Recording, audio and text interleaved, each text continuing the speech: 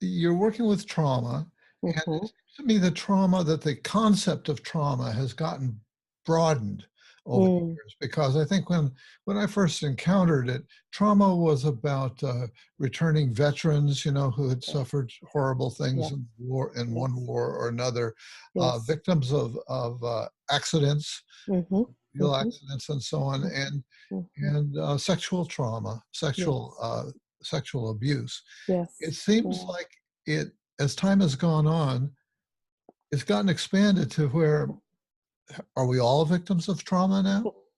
Well, as a trauma therapist, I look at the world through that lens. People, trauma is an experience that overwhelms your physiology, that overwhelms your nervous system's ability to regulate, and then the definition of trauma really has expanded to include acts of omission, which are things that are done to us, and then acts of commission, which are the things that are done to us, but also acts of omission. So when we have a neglectful caregiver or an absent parent, that's also traumatic. So we have, loss of loved ones, we have loss of safe places to live, we have war trauma, we have so much now that if we look at trauma simply through the lens of, is it overwhelming my ability to regulate? Is it overwhelming my physiology? And then that creates limiting beliefs and distressing behaviors, then we all experience some sort of trauma throughout our lifetimes, I do think, Yeah, of course, Otto Rank, going way back, believed that the act of being born we all suffered a kind of birth trauma there. So it's interesting how our understanding of trauma keeps developing, and I'm struck by we have had a lot of people writing significantly about trauma, so that our understanding of it seems to me, is becoming more nuanced. And Polyvagal theory, I don't think it overturned anything, did it? But more, it sharpened our understanding.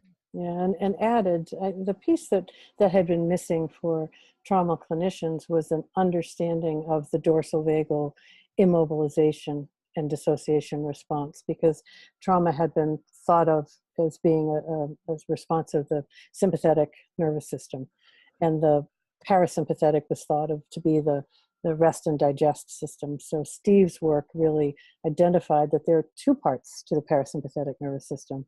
There is the ventral vagal, which helps us connect and be in safety and with others. But there's also this very old, ancient part of the same vagus nerve that takes us out of connection into isolation and disconnection, into shutdown. So understanding that is incredibly helpful as a trauma clinician, because sympathetic response and dorsal vagal are very different. So you talk about dorsal vagal and ventral vagal, and I think of dorsal as meaning what, behind, or at the bottom of, and ventral is more of the front. So does this relate somehow to the anatomy of the dorsal nerve? So the vagus nerve, cranial nerve 10, I meant, yes. begins in your medulla, and then travels a wandering route throughout your body down to your digestive system. And why it's dorsal and ventral, the two nuclei where the vagus nerve begins, the dorsal nuclei was the first, and then as we evolved, as evolution came along, so if the dorsal vagus was around 500 million years ago, and then the sympathetic nervous system around 400 million years ago, and then around 200 million years ago, the ventral vagus came into being, and the nuclei of that part of the vagus was just in front of the dorsal vagus, so that's how it got to be ventral. So it's where the nuclei is in the brainstem that does the ventral and dorsal. And So it's interesting that you can talk about the age of these systems. I I know, assume that's from fascinating. comparative studies of different animals, and Yes, that we yes, begin to see the appearance of these right, features as we move yes. up the Right, as we scale. move up the timeline, yes, yeah. Yeah. And so as the timeline, it also created this hierarchy, because one system just got built on top of the other.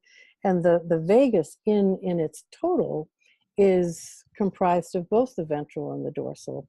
Mostly from the diaphragm upward is the realm of the ventral, and from the diaphragm downward is the realm of the dorsal. So it Uh-huh. helps us to understand issues our clients have with irritable bowel and digestion and all of that, because it's a dorsal vagal experience. The dorsal vagus runs our digestive system. Fascinating.